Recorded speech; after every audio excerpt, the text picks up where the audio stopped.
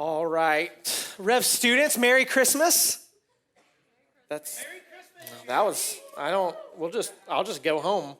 I've enjoyed all of your sweaters. I hope you guys have had fun. I know I've had fun tonight just hanging out with you guys. And I'm not sure, I know we're a week away from, or really not even a week, just a few days away from Christmas, and you're probably in anticipation, obviously first and foremost of celebrating Jesus, but also for some other things like presents and Christmas parties and time with family and all those other things. And I'm not sure what Christmas morning looks like for you, but I know what it was for me growing up. I know I had kind of had this figured out, so I'm going to give you guys some insight on how to really win at Christmas time. On Christmas Eve, I would go to bed early. Here's what I figured out. If I went to bed early, I woke up faster, and Christmas happened sooner.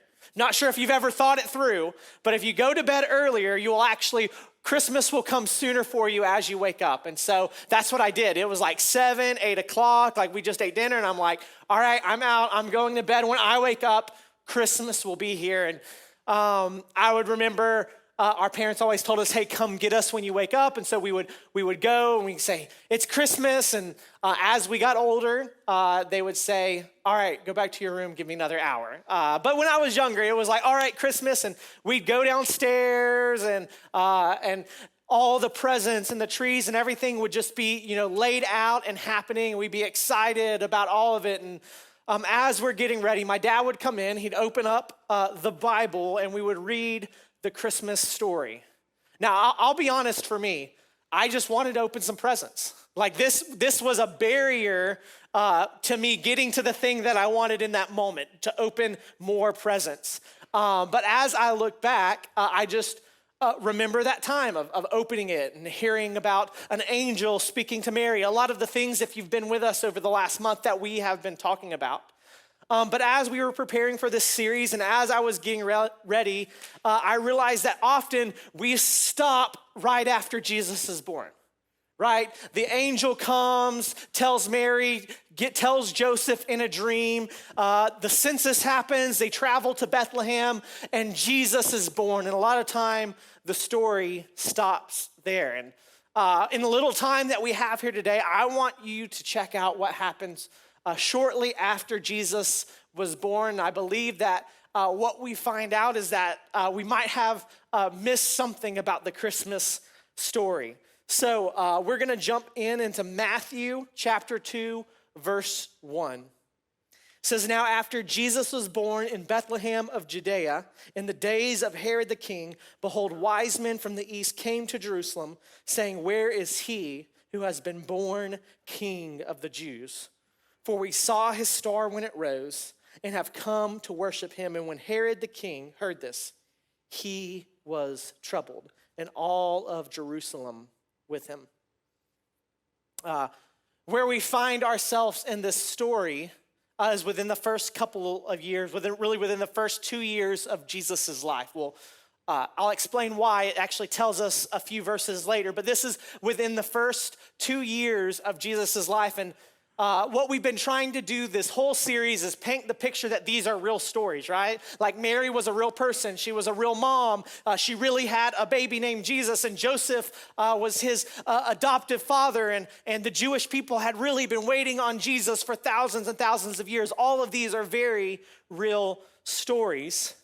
And I just imagine to think of what that first couple of years would have looked like, right? Maybe baby Jesus is beginning to crawl around, right? He's making noises. He's saying, and who did he say, dad, or mama first? I don't know, but I'm just imagining like this is a real story. Those are real things that began to happen. If you know our story, we have a little boy that is 8 months old. I'll show you him up here on the screen, little baby Whit.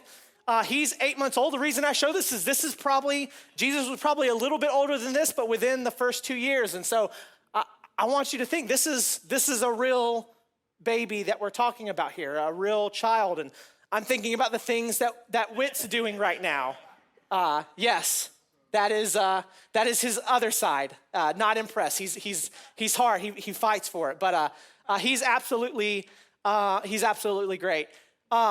I just wonder, so even with things like this, something Whit's been doing lately, when he was a little bit, probably even just a month ago, he makes a lot of noise. He's very vocal, and he'll just scream. We were looking at Christmas lights the other night in Ashbrook neighborhood. Does anyone know where that is in Cumming? Best free Christmas light show, drive through a neighborhood. If you haven't done it, Ashbrook Nights of Lights, go do it. We were going through it, and we had the window down, and Whit was literally screaming out the window for an hour, just, ah! And so it was great. And so people were worried, but he was fine. He was just excited at Christmas lights. What I used to do, when he would make a lot of noise, is I would stick my hand in his mouth and you go up and down and make noise. I can't do that anymore because now he has teeth and he bites me, right? That's just where we are. And so I'm wondering, I was like, was Jesus a biter? I don't know. These are real questions that I have, and the Bible doesn't give us enough information on, but these are real stories with real people. We've been trying to paint this picture for you. Like Jesus was a real baby. Within the first 2 years of his life, he would have been doing very similar things. And that's just to set the scene of our story and where we're at. It says here, we've been talking about the prophecies for thousands of years, and it mentions these wise men, that they had seen some signs, they had saw this star, and they've heard about these prophecies for thousands of years, and they're saying, hey, I think something's happening. Let's go find out. So these wise men begin going on a journey to find Jesus, to see what's happening. Hey, there's someone coming, there's a king coming. And they find themselves in the court of King Herod. Some things you should know about King Herod. He was called Herod the Great.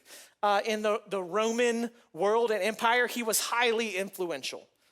He was an innovator of buildings and things like that. He rebuilt the great temple, and he actually built the city of Caesarea. And the holy city did not have a working port, and he thought of the idea to sink the ships that they have, to lay the groundwork and build on top of it, and built the whole port city that they had never had before. He was innovative and thinker. He was the Elon Musk of his time within Rome.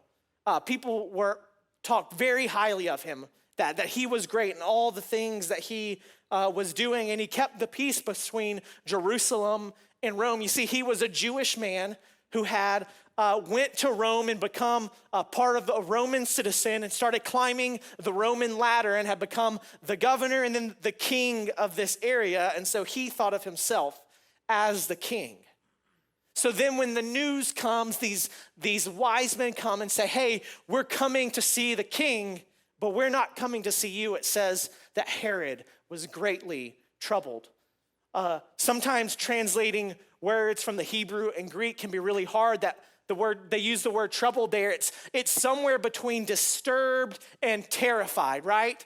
Like he was going crazy trying to figure out what was going on. Have you ever received news where you just got a lump in your throat? Have you ever heard something that made your stomach turn? That is where Herod is at right now. He says, hey, someone is coming to threaten my kingdom. And then it says Jerusalem is troubled as well.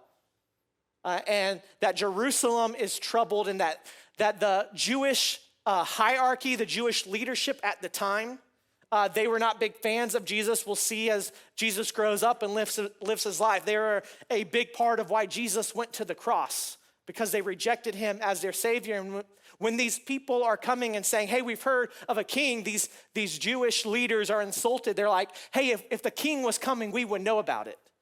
And they're troubled because things seem to be outside of their control, and they don't like things being out of their control. And so to set the scene of where we're at, we're jumping into verse 4 now. It said, and Herod assembled all of the chief priests and scribes of the people, and he inquired them where the Christ was to be born. They told him, in Bethlehem of Judea, for so it is written by the prophet. And you, O Bethlehem, in the land of Judah, are by no means least among the rulers of Judah. For from you shall come a ruler who will shepherd my people. We said earlier that Herod was greatly troubled. He had good reason to be troubled because a king was coming. And as we look at Herod's life and we look at Jesus, we're going to see that Jesus was a much better king. Herod was a very flawed person who only cared about himself. There is a much better king coming. And Herod wanted himself. He was supposed to be the king of the Jews, and he had fought and clawed and tried to position himself to make sure he could be the king of the Jews. And now this person was coming, and he would have grown up in the Jewish synagogues hearing the story about the promised one that was coming. There's a child coming, there's someone coming, and now this is happening, and this person is going to threaten everything that he has built. And it says, someone shall come who will be a shepherd to my people. It's interesting. A shepherd is a very thankless job. If you don't know what a shepherd is a person who takes care of sheep. And sheep are not very smart animals. I'm not sure if you've had lots of interactions with them outside of small petting zoos, but they're not the smartest animal. They often do things that harm themselves. I was watching a video just the other day where there's like a goat in a ditch. Maybe you guys seen this, and they pull the goat out and it bounces around, goes right back in the ditch, right? That is a goat in a nutshell. They need to be led very carefully. They need someone who tells them where to eat and what to do and where to go, and that is the shepherd's job. They protect them from themselves. They protect them from outside danger, even at the cost of their life. The shepherd is someone who cares. And as the prophets had prophesied about the king who was coming, they said, this king is going to be like a shepherd. This king is going to be someone who cares. And what we begin to see about Christmas is that Christmas isn't just about a baby being born, but Christmas is about a king coming who cares for his people. A king is coming, and this king is going to be so different. He cares. He leads his people. He saves them from themselves when they're trying to jump in the same ditch over and over again. When outside forces are trying to harm them, he moves and he acts even at great cost to himself. A king is coming that cares for his people. What you need to know about kings at that time is kings don't act like that. Kings are all about themselves. Kings don't care about the people. The people are there to care for the king, to make the king's life easier, to make the king's life more comfortable. The people are there to serve the king, not the other way around. Story continues in verse 7. It said, then Herod summoned the wise men secretly and ascertained from them what time the star had appeared. And he sent them to Bethlehem, saying, go and search diligently for the child, and when you have found him, bring me word, that I too may come and worship him. After listening to the king, they went on their way, and behold, the star that they had seen when it rose before them went until it came over the place where the child was. And when they saw the star, they rejoiced exceedingly with great joy.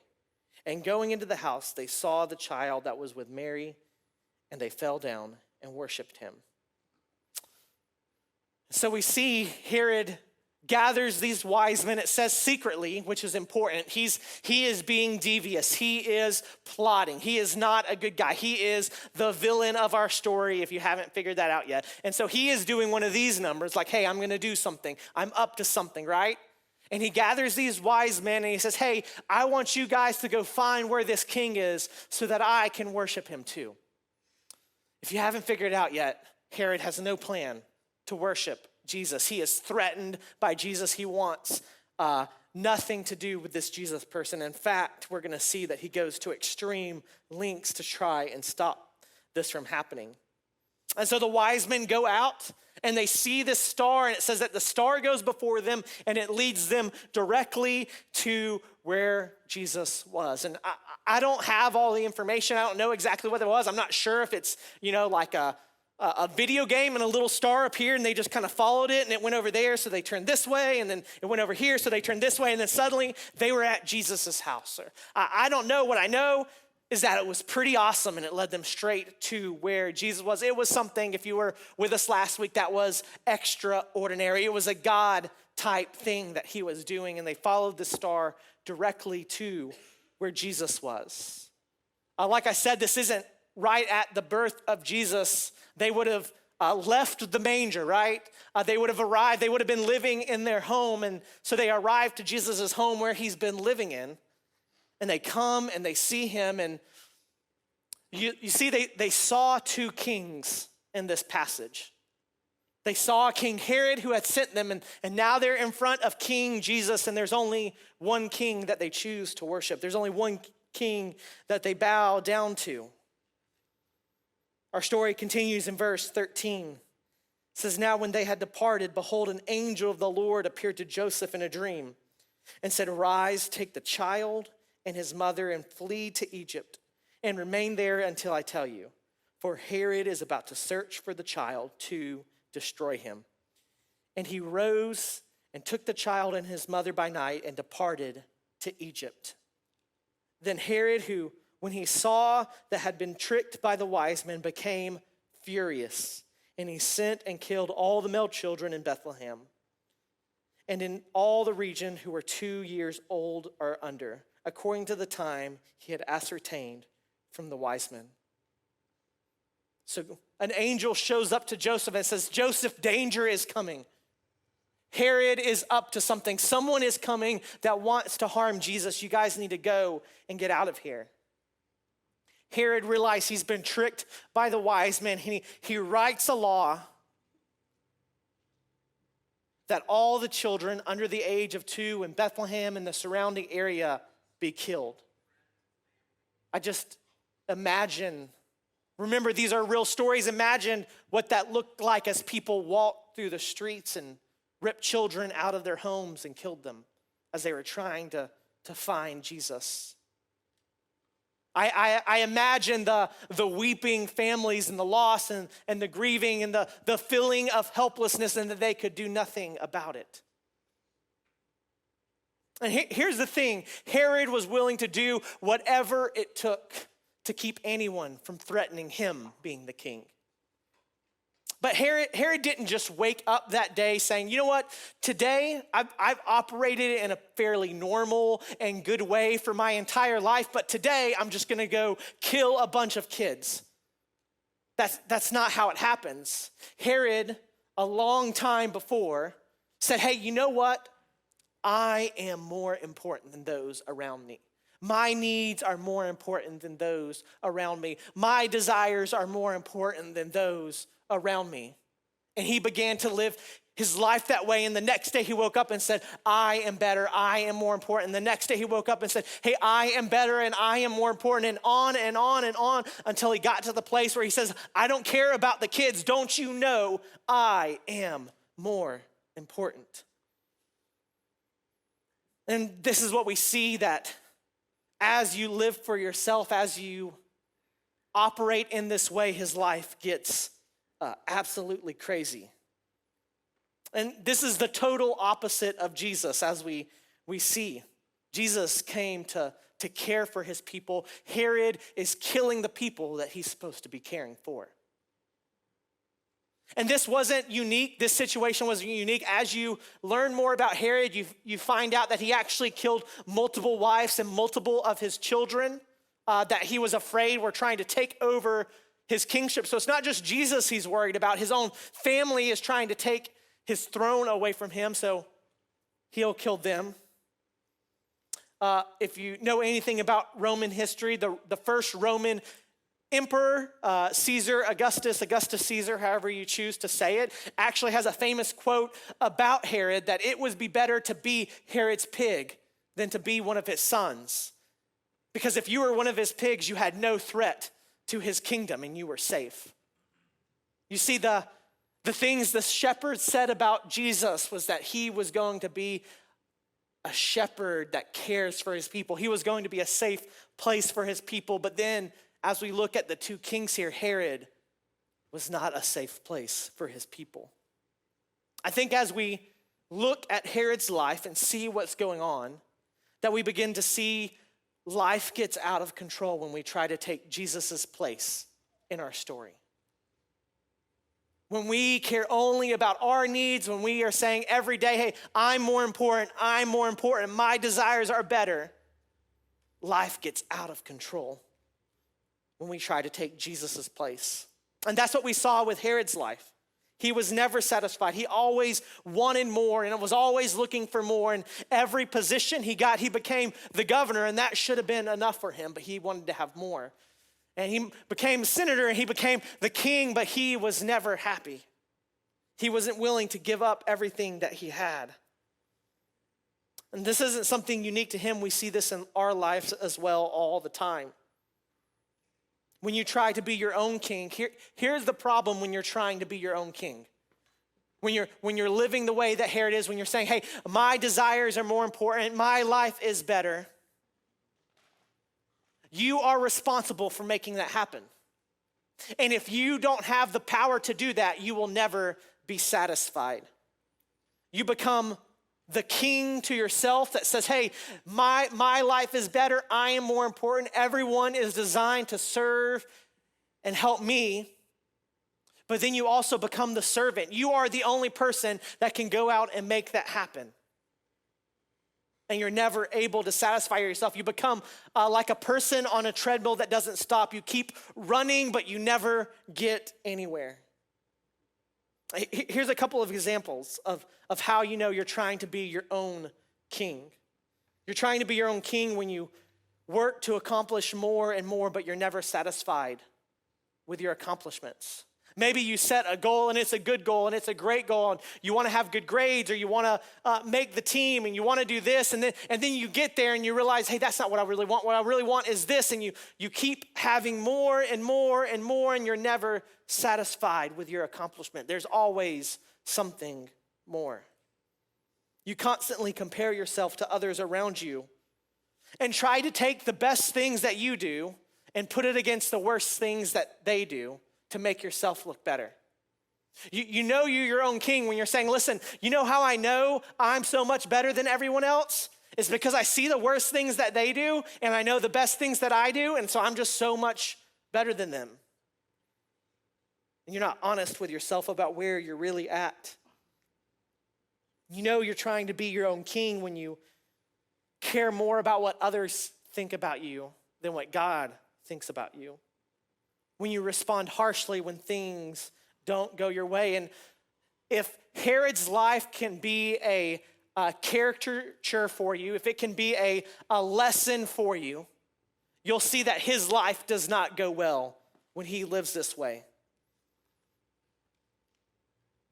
In Matthew chapter 2, verse 19, it says, but when Herod died, behold, an angel of the Lord appeared in a dream to Joseph, saying, rise, take the child and his mother and go to the land of Israel, for those who sought the child's life are dead.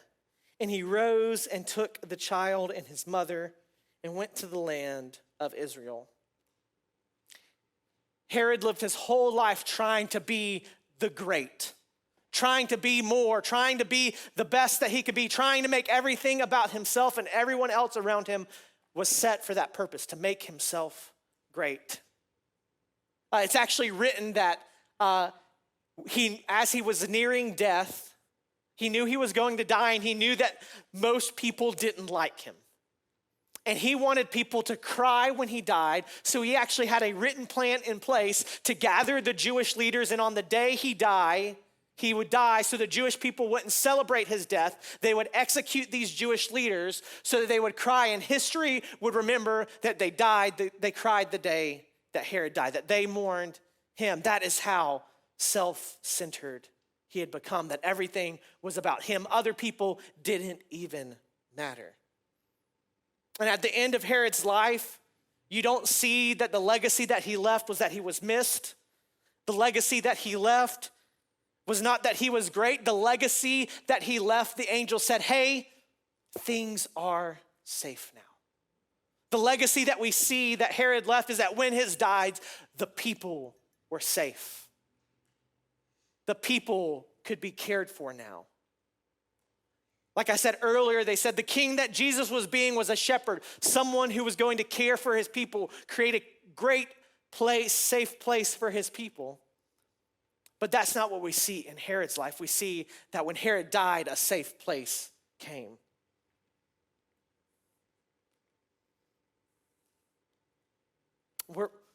As we look at this story of these two kings, we see such a stark contrast between them. We see King Herod over here who only cares about himself and his needs and his power and his position and all the things that he's doing.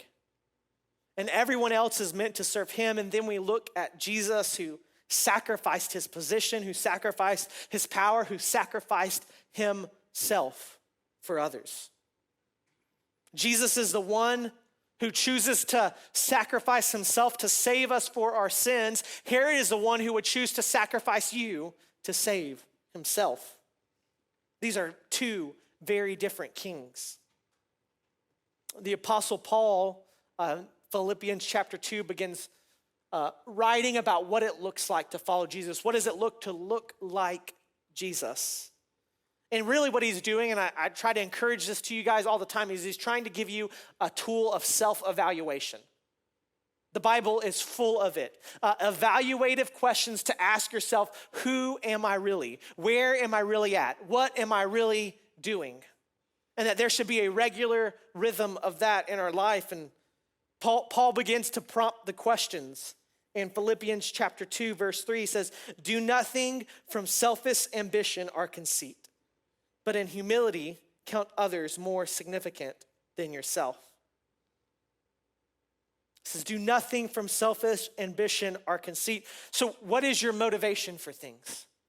Why do you do the things that you do? It says to think of others more significant than yourself. When you make a decision, are you thinking primarily about yourself? Are you thinking about how it would affect others? Is your decision-making process self-centered? Is it about how much better you are? How your needs are greater than the needs of the people around you? Or do you consider others? These are self-evaluative questions for you to ask. Where are you? He continues in verse 4. He says, let each of you look not only to his own interest, but also to the interest of others. I find it interesting here. He doesn't say don't look to your own interest. A lot of people try to read that in it. He's not saying that you shouldn't look to your own interest. You should think about what you want and what you need. But he says don't only do that. You should also look at the interest of others. Here's what I believe he's saying. The worst thing you can do is only care about yourself. Because when you begin to only care about yourself, you begin to look a lot like Herod. Where you begin waking up one day making decisions that I am more important than those around me, and my needs are better, and my desires are better, and you wake up the next day saying, my needs are better, and my desires are better, and you wake up the next day, and one day you might find yourself doing things you never thought you would do, making decisions you never thought you would make, hurting people you never thought you would hurt. He gives us a character example of what this looks like. Verse 5, he says, have this mind among yourselves, which is yours in Christ Jesus, who though he was in the form of God, did not count equality with God a thing to be grasped, but emptied himself by taking the form of a servant, being born in the likeness of men and being found in human form. Listen to this, students. He humbled himself by becoming obedient to the point of death, even death on a cross. Jesus is so very different than Herod. You see Herod, his whole life, reaching and trying to climb the ladder and get more and get more and get more for himself. And hey, I'll sacrifice you so I can have more. And we'll kill the children so I have more. And I'll kill my family so I can have more. That it was all about him. And then you see Jesus, and Jesus, it says he is reigning in the heavens, and he comes down, he says, hey, I can have less, you can have more. I can have less, you can have more. Hey, I don't even count myself equality with God a thing to be grasped, so I'm gonna make myself human, and I'm going to die a death on the cross so you can have more. Jesus is such a different king. He is a king who saves, a king who serves, a king who loves, and a king who sacrifices himself. And we called this series Christmas Stories, and We've been looking at the stories of people, and so many times we try to identify who we are in a story. And maybe over the last couple of weeks, you would say, hey, I'm like maybe one of the Jewish people. I've been waiting for something for so long, and I'm just waiting, and maybe Jesus is that person. Maybe you've looked at Mary, and you're saying, hey, I want to be like Mary. I want to be someone who wants to magnify Jesus and make Jesus great, and that's what my life is about. Or maybe you look at Joseph and you say, hey, I want to be obedient. I want God to use my obedience and do something great with it.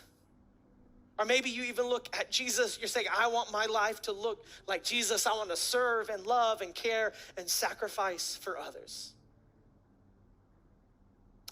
But here's the thing about self-evaluation, we have to be honest.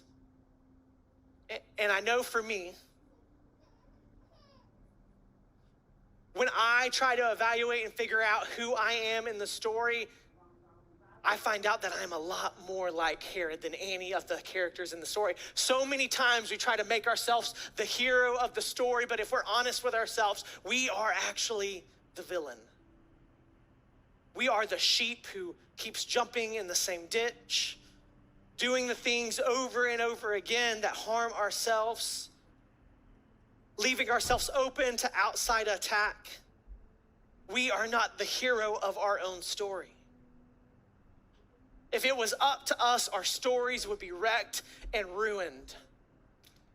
But a king is coming to be a shepherd to his people, to care for them, to lead them, to love them. So my question for you students is, are you a better king than Jesus? As you evaluate the decisions you make and the things that you're doing in your life, are you a better king than Jesus? When you wake up in the morning and you begin to think, are my desires better than the desires of the people around me? Should I make my decisions about myself, or should I think and consider others as well? Are you a better king than Jesus? Because King Jesus says, hey, look to others, not only to yourself. When Isaiah wrote about this king coming, he said he was a wonderful counselor. Are you wiser than King Jesus is? Are the decisions that you make better? Do you know more than the one who created and owns and rules everything? Isaiah said, a mighty God is coming. Are you more powerful than he is?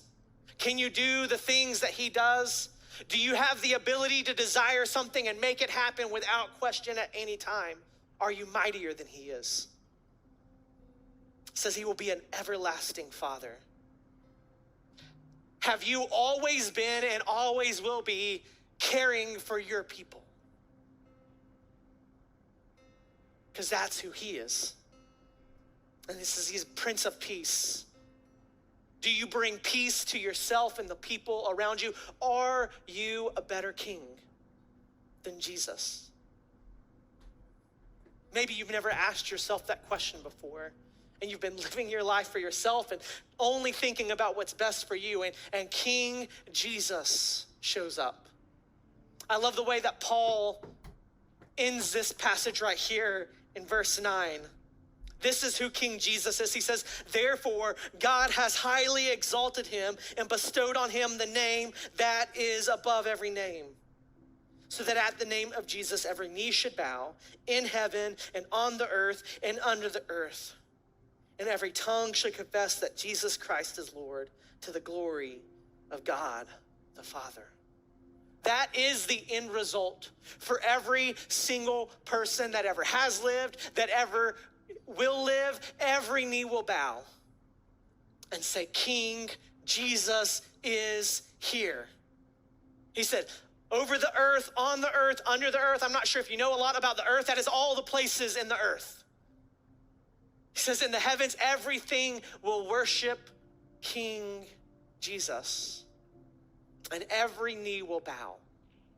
And I'm not sure what's going on in your life right now, but maybe there's areas of your life right now that you're trying to live as your own king, and King Jesus is saying, hey, maybe you just need to bow down and realize that I am the king, and that I am the shepherd, And I want what's best for you. And I see you trying to lead yourself over and over again like a sheep, and you keep going into the same ditch and going into the same ditch and going into the same ditch. And I'm the good shepherd that pulls you out every time. I am the king that came to care for his people. But maybe for you, you've just been operating as king, living for yourself, that your desires are better and your desires are more important. Have you ever asked yourself, what areas of your life are you trying to be king when King Jesus is real and King Jesus is here and he is reigning and he is ruling and he is for you and he cares for you? In just a moment, we're going to pray and the band's going to come out and we're going to sing one last song. And if you just want to worship, I want you to stay at your seats. But if there is an area of your life that you would say, I have been my own king and I need to bow down to King Jesus, I want to invite you to the front, not to hang out, not to play around, not even to sing, to simply bow down and pray and acknowledge, Jesus, you are king in this area of my life, not me. Jesus, your decisions are better in this area of my life, not me. Jesus, you are wiser in this area of my life, not me. You are more powerful. You are more caring. You are better than me. So we're going to pray. And then I invite you, if that's you, come and pray to King Jesus. Pray with me.